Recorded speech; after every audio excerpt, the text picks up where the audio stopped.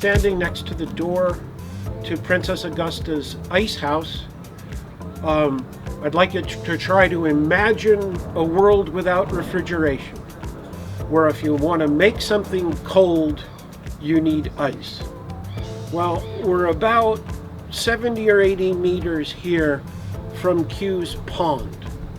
And in most winters, the pond would freeze, at least on the surface, and Princess Augusta would send servants out onto the ice to harvest it. They would cut it into blocks and bring it back to the artificial cave, the entrance to which is behind me. And it would be stored in a kind of gigantic thermos flask, 2 layers of brick with air between them. The ice blocks would be packed in straw, and of course they would melt, but they wouldn't melt completely. And some of the ice would survive to be used to cool things down, champagne or ice cream or whatever it is you fancy in the relatively hot summer months. I think we can go inside and we can have a look at the interior of the building.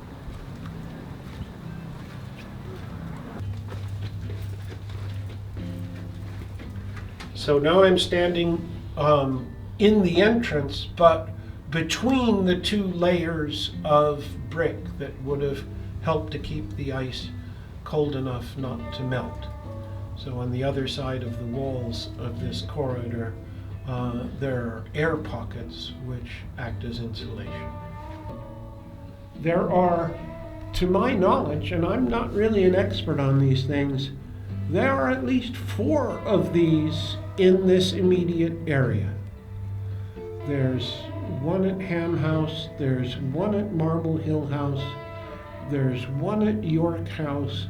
Basically, if you were rich enough to afford a villa along the Thames to the west of London, you were also rich enough to be able to take part in this really strange ice economy. One thing I should say about this is that the ice was not safe to eat. This was pond water.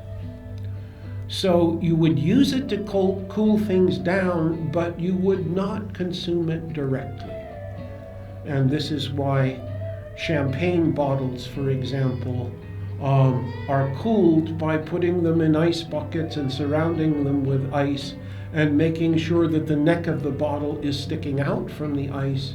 And this is why ice cream does not involve putting ice into a mixture in order to freeze it, but putting the mixture into a machine which is chilled by ice, but the mixture contains no ice because the ice would make you sick.